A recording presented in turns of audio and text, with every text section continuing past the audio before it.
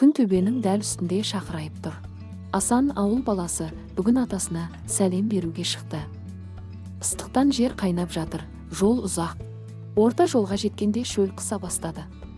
Бекер қуырдақ жеп едім, деп өз-өзіне күбірлеп келеді. Ерні кеуіп демі тарылып барады. Шіркін-ай, бір ұрттам су болса ғой. Сол сәтте оның есіне бір нәрсе түсті. Бұлақ? Иә, осы жолдың шетінде таза бұлақ болушы еді ғой. Жүзінде үміт оты тұтанып, Асан сол бұлаққа қарай жүгіреді. Кішкентай аяқтары шөп арасына сүңгіп шаңдатып барады. Міне, аңсаған бұлақта көрінді.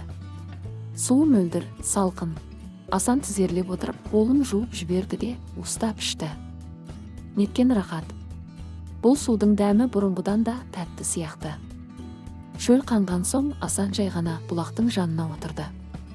Табиғат үнсіз, күн сәулесі бұтақ арасынан түсіп тұр. Ал Асан шын мәнінде бақытты еді.